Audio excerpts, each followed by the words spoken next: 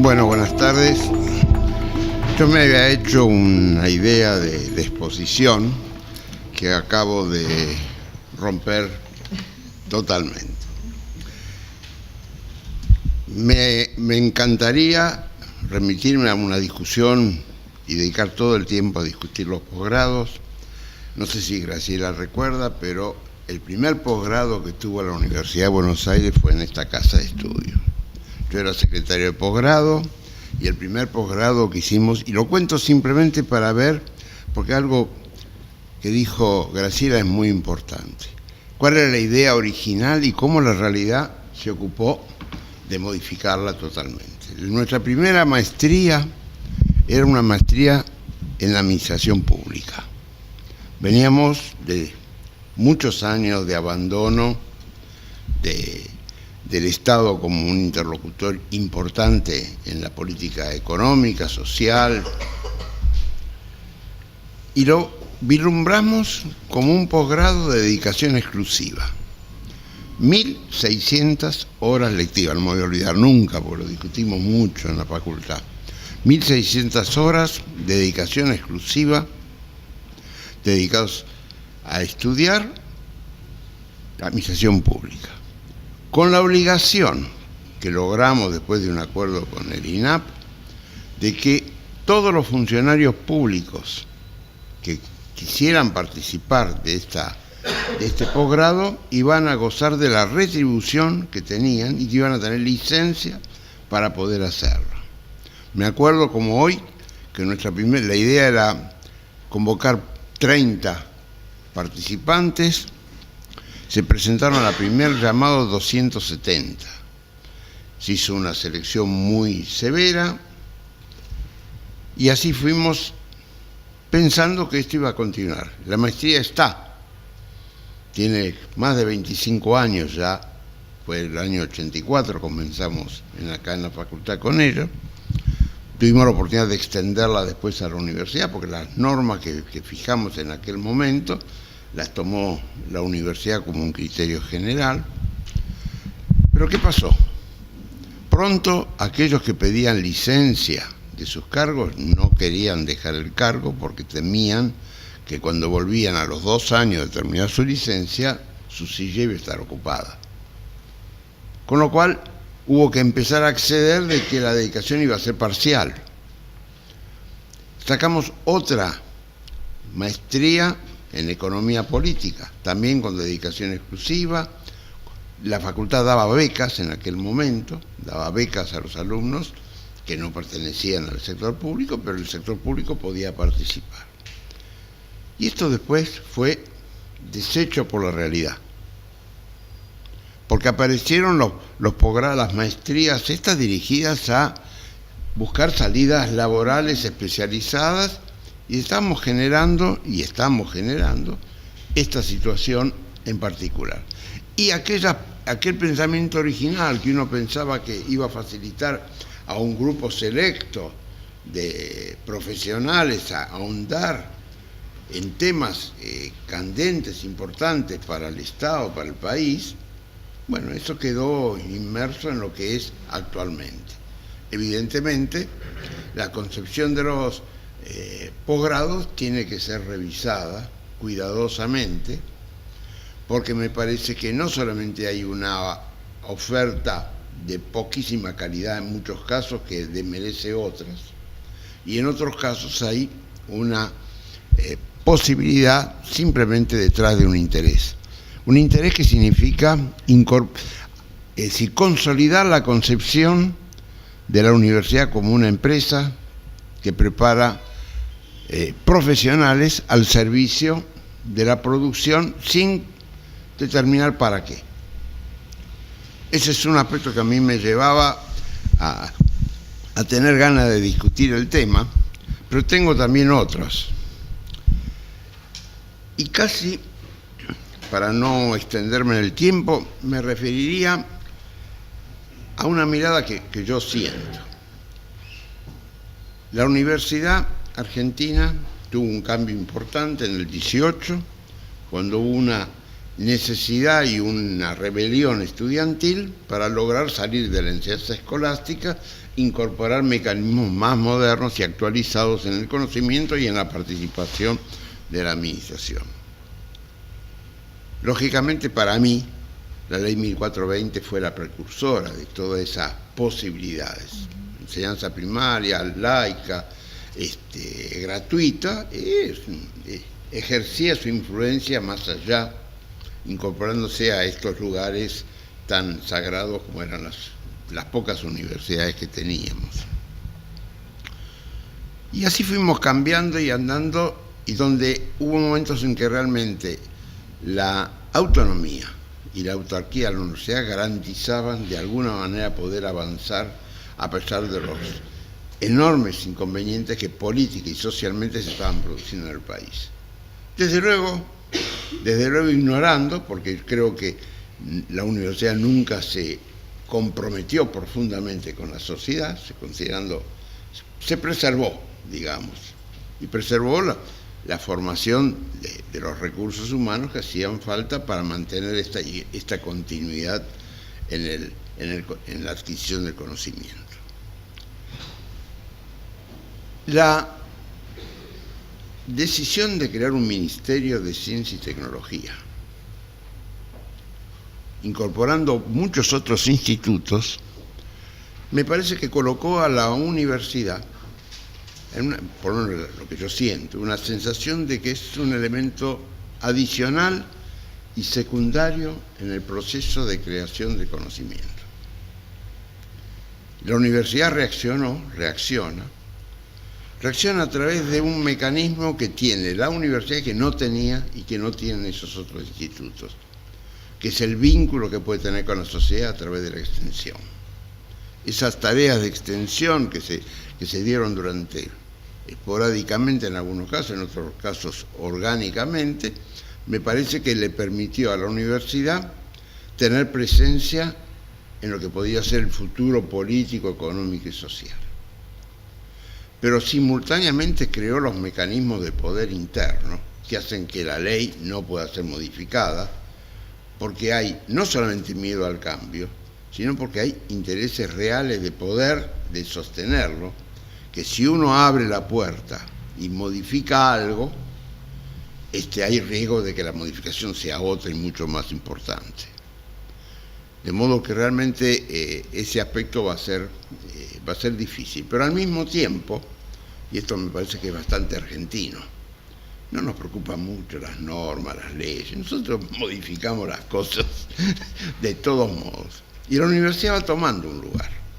Yo creo que ahora la universidad no puede negar que tiene una responsabilidad social acrecentada enormemente, a la que tiene que dar respuesta.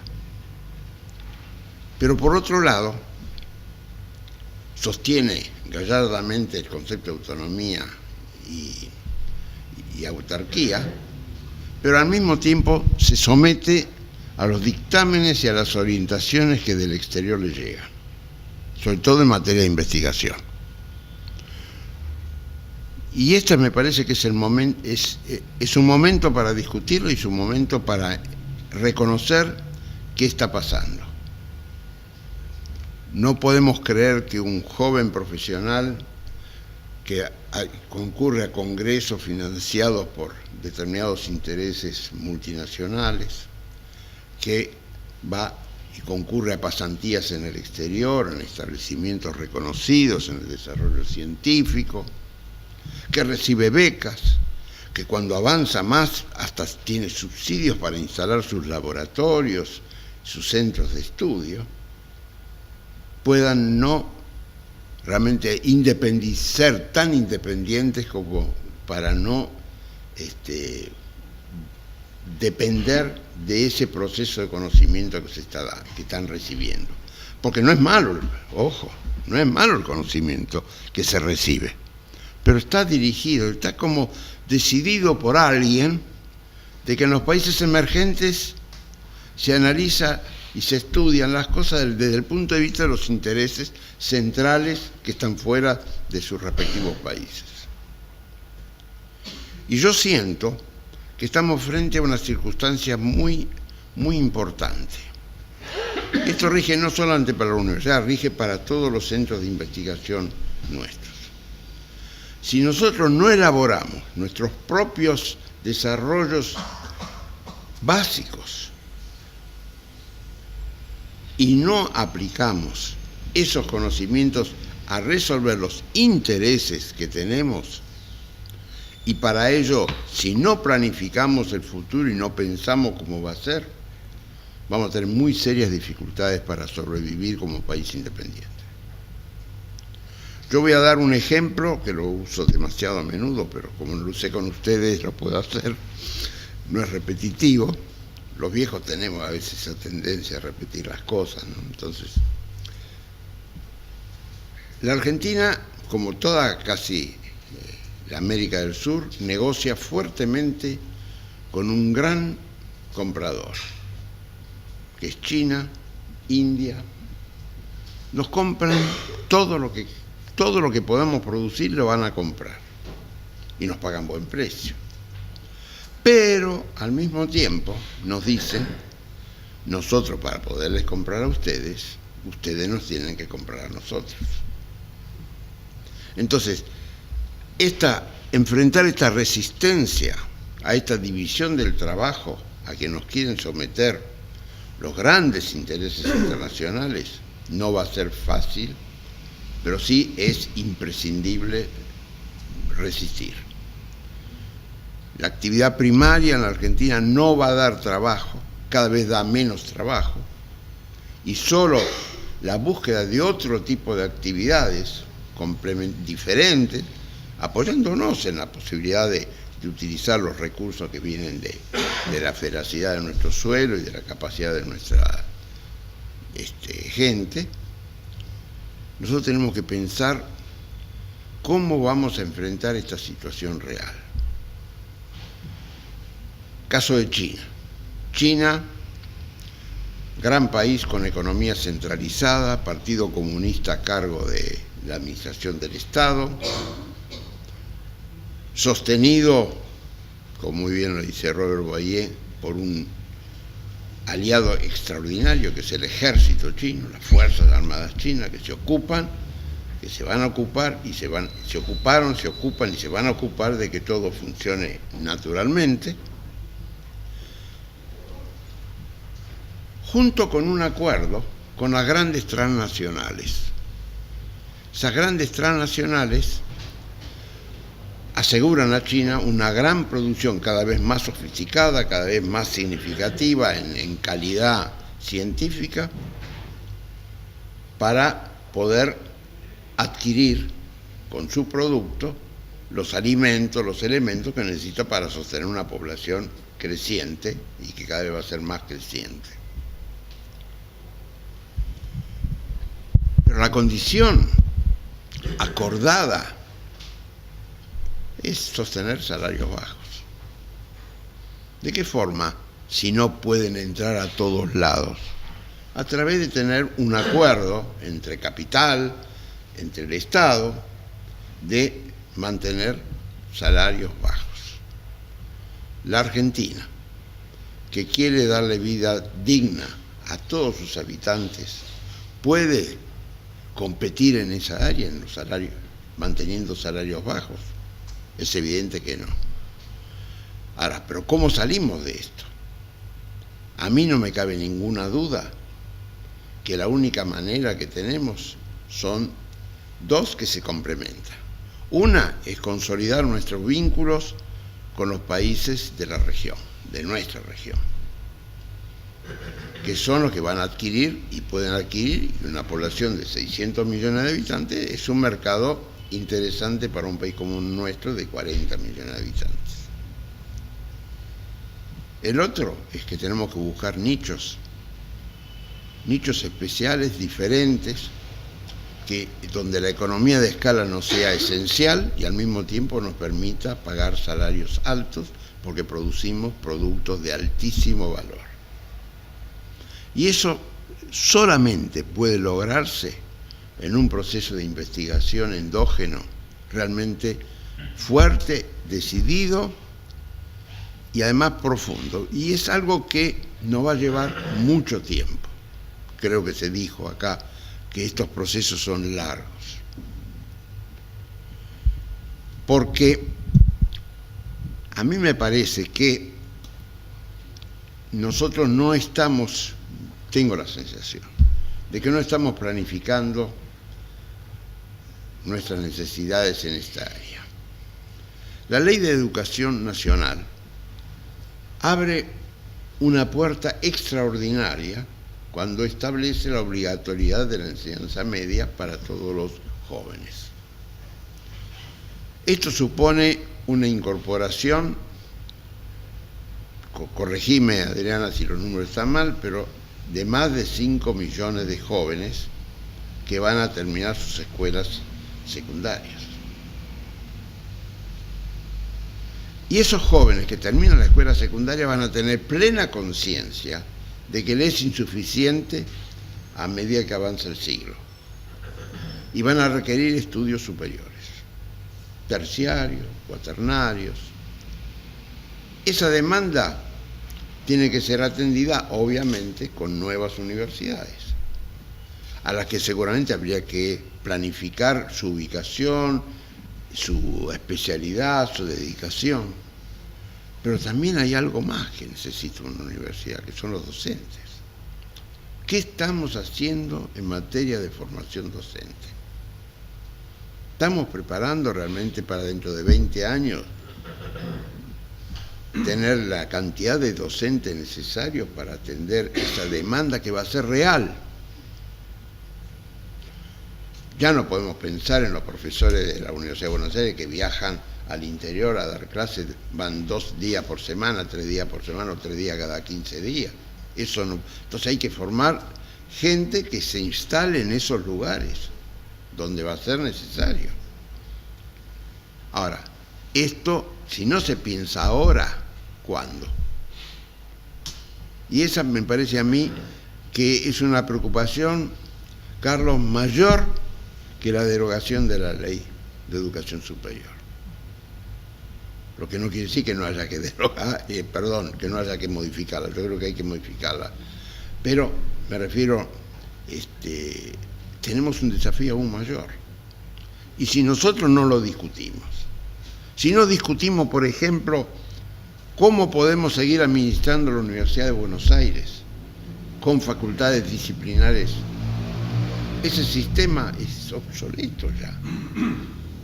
La interdisciplina está enraizada de tal manera que ya no se puede pensar en la Facultad de Derecho, la Facultad de Ciencias Económicas, la Facultad de Ciencias Sociales. Me parece que es un tipo de organización que pero ¿cómo se modifica esto con los intereses de clase que están instalados en las universidades? Y me parece a mí que el movimiento estudiantil, que podría ser el motor de ese cambio, apunta a otra cosa. Yo escribí una vez un artículo referido a hace 4 años intentó reformar el Estatuto de la Universidad de Buenos Aires. Me leí todos los proyectos, los anteproyectos. Del sector estudiantil, lo único que se discutía era la representatividad de los estudiantes en el Consejo Superior en el manejo de la universidad. No había otro tema en la reforma. Parecía que un estatuto que iba a cambiar un artículo, es decir, una discusión enorme para modificar el estatuto al solo efecto de cambiar un artículo, que era cambiar la representación, modificar la representación de los miembros que integran, no es solamente estudiantil, sino el tema de los profesores interinos, etc. Y yo creo que es otro la mirada que hay que lograr, y eso se va a requerir un debate. Eso sin debate, sin discusión a fondo dentro de los claustros, de modo que se instale ese pensamiento, me parece que es absolutamente esencial.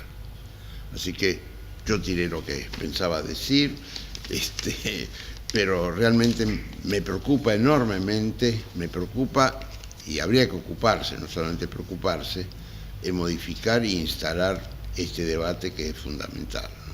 ¿Qué va a ser nuestro país dentro de 20 años? Porque no hay posibilidad de desarrollo ni inclusión sin un desarrollo científico y tecnológico importante.